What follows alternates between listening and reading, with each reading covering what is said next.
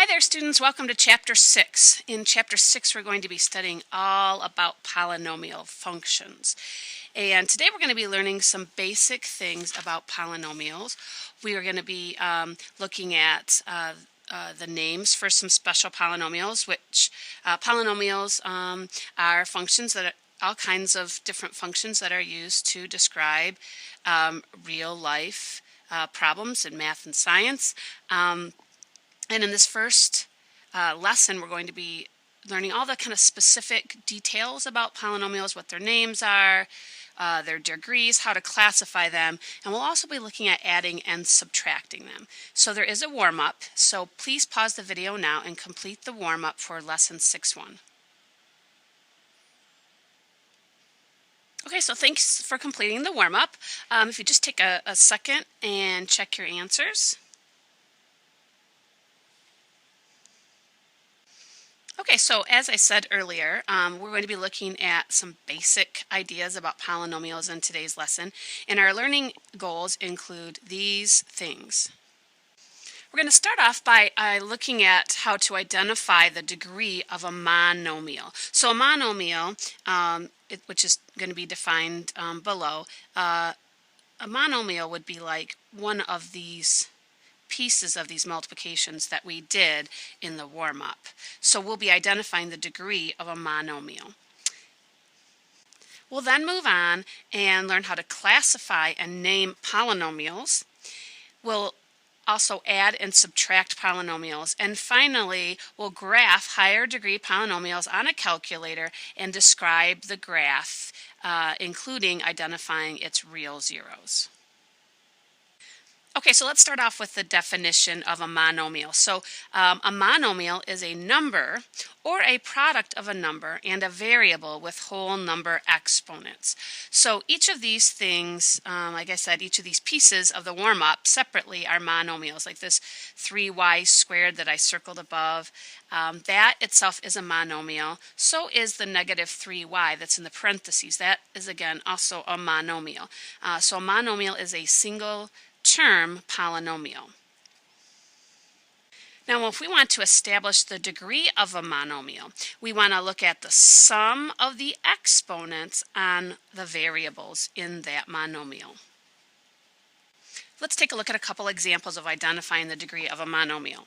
So example A, the monomial is z to the 6th power. So there's just one single variable and its exponent is 6, and that means this has a degree of 6. Now, taking a look at example B, that's a little more complicated monomial, 8xy to the 3rd power. Well, the degree of this monomial actually is 4, and where that comes from is you have the 8 and the x is a variable, but it's raised to the 1st power. So if a variable does not have an exponent listed on it, it's implied that it's 1. And so we said earlier that the degree of a monomial was the sum of the exponents of the variable. So if we were to sum up the 1 and the 3, we get the 4. Okay, so we know what a monomial is, but what is a polynomial? Well, a polynomial is a monomial or a sum or difference of monomials. So it's when we put these monomials together with adding or subtracting. So if there's sums or differences of monomials, then we have what's called a polynomial. Now, taking a look at this table, I've listed some examples of polynomials. So these are examples of polynomials. Notice that that first one, 2z to the 12th plus 9z to the 3rd, that is a sum of two separate monomials. And the same with each one of the other examples listed. Some of them have two terms. We're going to learn that those are called binomials, and some of them just are single monomials, just have a single term. Now, looking at the ones that are not polynomials, so these are not polynomials, and the reason why is that they're not polynomials because they don't meet this definition of a sum or difference of monomials, which, again, a monomial is a number or a product of a number and a variable with whole number exponents. So actually, I noticed that there's a little error here in this table, because otherwise you might look at this 1/2 and say, oh, that looks like it could be considered a monomial because it's a number. and that was part of the definition. But actually this was supposed to say 1/2 square root of x. And so a polynomial would only include sum and difference of monomials, and monomials have to have whole number exponents. So a square root actually is a power of 1/2, so that's not a whole number. The reason why this first one listed right here is not a polynomial is because of the absolute value brackets. And then finally this example here, the reason why this one is not, so these are not polynomials, and the reason why this one is not a polynomial is because again it's got that exponent on it that is not a whole number exponent.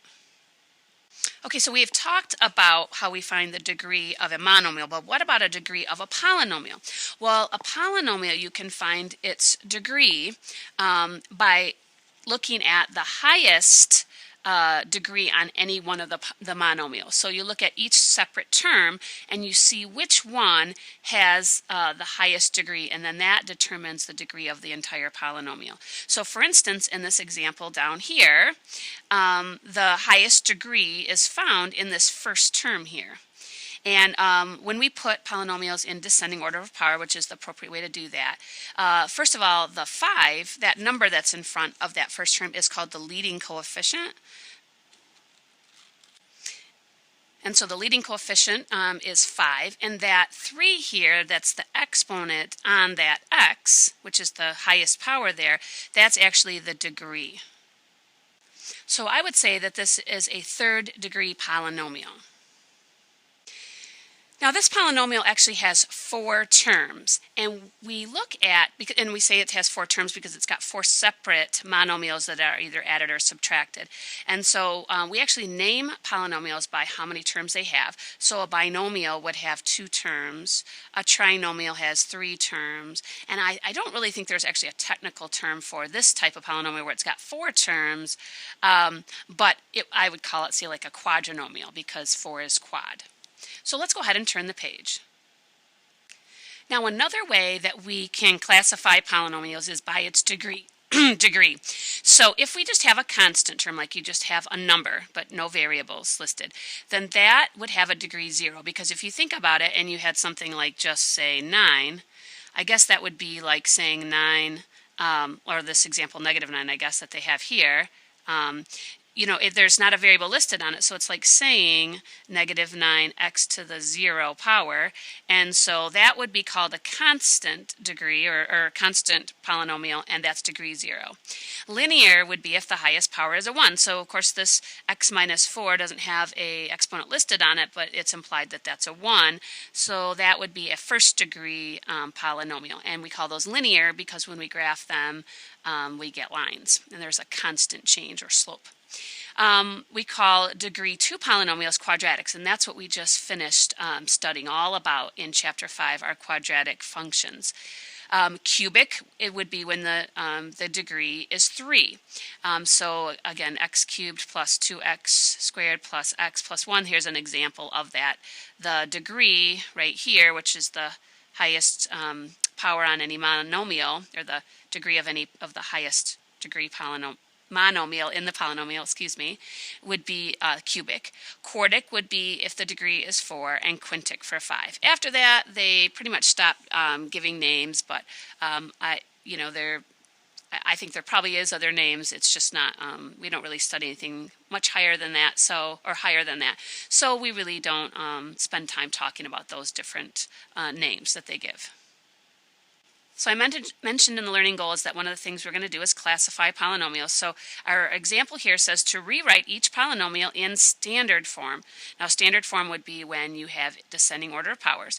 Then identify the leading coefficient. So we want to identify the leading coefficient, the degree, the number of terms, and then name the polynomial.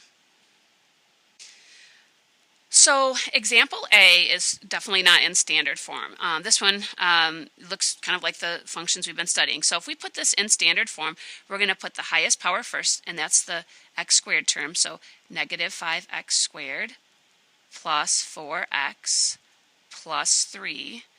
And now to list that leading coefficient, that's that coefficient on the highest power term. So in this case, it would be a -5. Now the degree is also found on that exact same monomial because that's the highest power, and it's got a 2 for the exponent, so it's degree 2.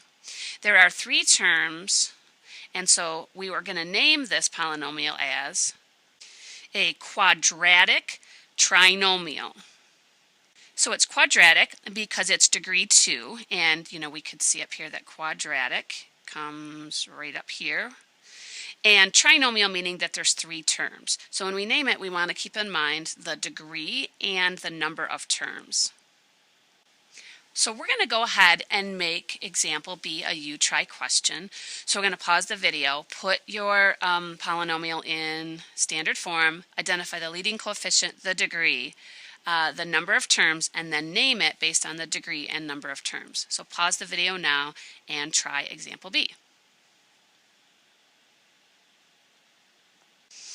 Okay, so that was a quartic trinomial because it was had degree 4 in 3 terms, and the leading coefficient once you put it in standard form was of course the 8 because that was the very first number you saw when you read your polynomial, and that's the leading or starting term. Okay, so I said another thing we're going to be doing in this lesson was adding and subtracting polynomials. Now just a quick review of how we add and subtract polynomials. When you want to add and subtract things that have numbers and variables, you have to keep in mind you can only add and subtract like terms. So like terms would have the same variable or combination of variables that are raised to the exact same powers.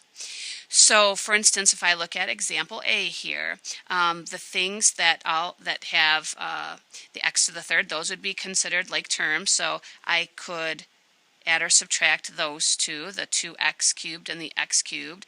And then the things that have an x squared, well, there's just one term with an x squared, so I'm not going to be able to combine that with anything. The things that have the x's, x terms, just x to the first, those things can be put together. And then finally, the constant terms can be put together. So I could put the 9 and the 4 together. And when you add them, remember that the variable stays exactly the same, and the only thing that changes is the coefficient. So if I have took care of the x cubes, and I always want to do the highest terms first, so then I'm writing it in the standard form. So if I took the 2x cubed and I add an x cubed, which really is a 1x cubed, I actually have 3x cubed. If I look to see if I could put any x squareds together, well, there's only one of them, so I just have to list that positive 5x squared. Then I drop down to the x to the first, so I have a negative x, which really means a negative 1x, and a 7x, and that leaves me with 6x. And then finally, I'm to the constant terms, and so I have a 4 and a 9. I add those together, and I get 13. So this would be the sum of those two polynomials. And it's time to turn the page. So this next example is an example of subtracting polynomials. So when we subtract polynomials, we can really treat it just like it's addition of polynomials as long as we do this thing. We have to change our subtraction to addition of the opposite. And then what we can do is distribute that negative through and then turn this all into addition. And I think that's really probably the best approach so that you don't have to worry about missing signs. So if I did that, the original polynomial, the first one listed, is going to stay just the same. But after the minus sign, which is now turned to plus a negative, I'm distributing that negative through. That's going to turn the x squared into a minus x squared. It's going to turn the positive 6 into a minus 6. And it's going to turn the minus x into a plus x. And now I can go through and identify the like terms. So I have a negative 2x squared and also this minus x squared. Okay, then I'm looking at the first degree terms. There's just an x. And then, of course, the constant terms. There's this one and this one. So if I go ahead and group those together, I have a negative 2x squared and a negative x squared. That makes a negative 3x squared. And again, I always want to start with the highest degrees because those need to come first in our polynomial. And then, so I've taken care of those. And now the x, well, there's just one x term, so nothing to combine there. And then the constant terms. I have a 3 and a minus 6. That makes a minus 3. And that is the difference between those two polynomials.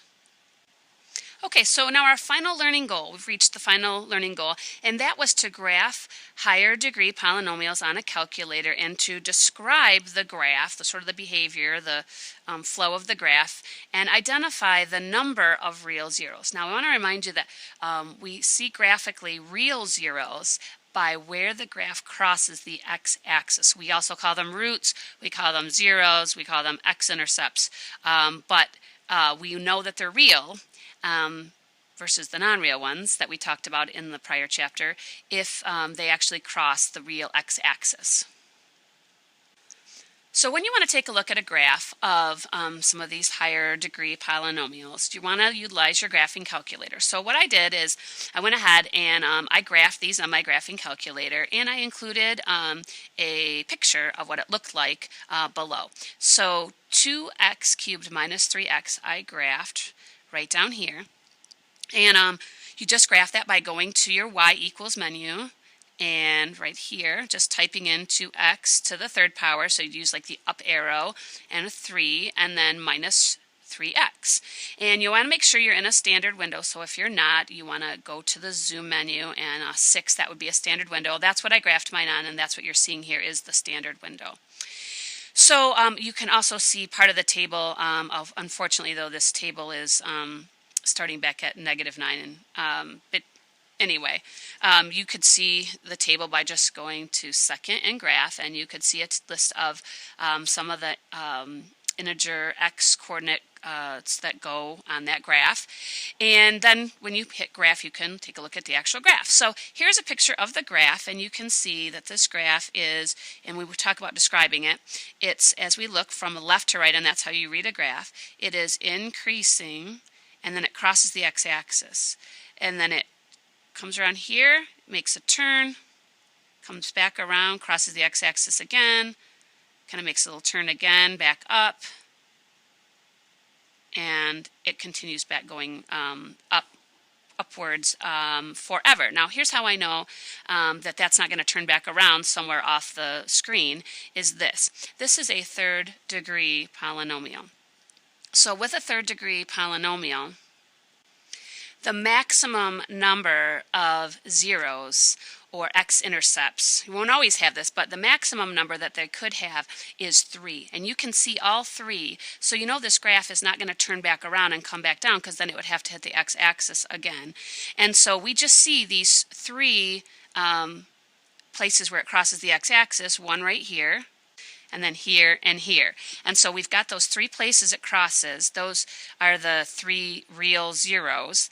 And so this graph is not going to turn back around and come back down again. So I know this is really kind of a pretty good idea of what the graph is going to look like. So if I wanted to describe the behavior of this graph, from left to right, the graph increases, then decreases.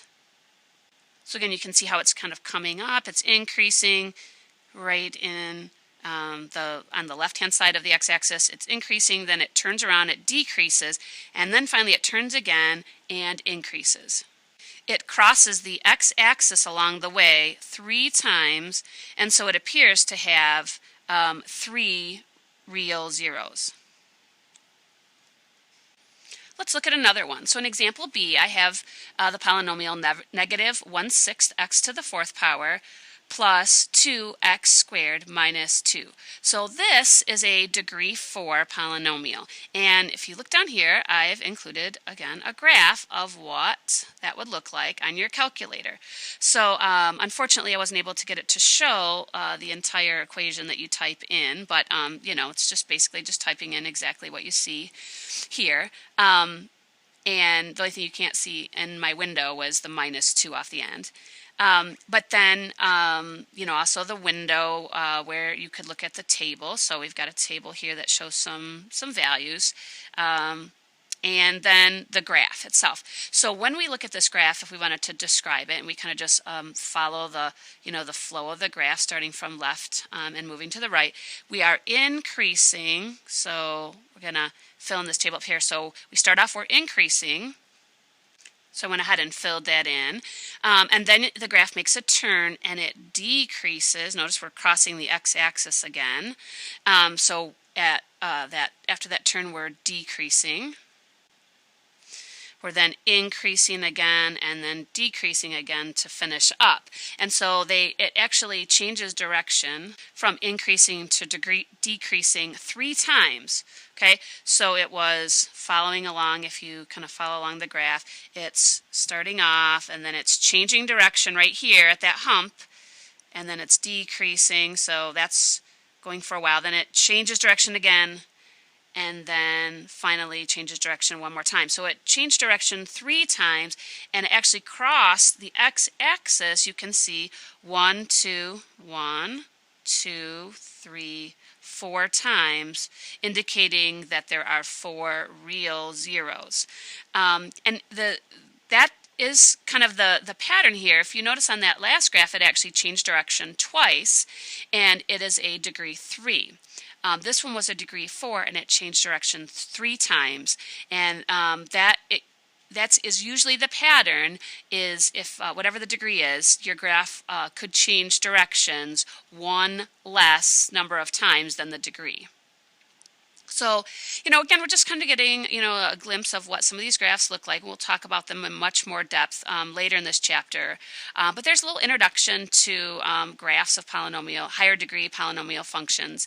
And again, you're going to want to utilize your graphing calculator to see what the graphs look like, maybe sketch a little picture of it, and then describe it similarly to how we describe them here. So that does it for today. So thanks for coming to class.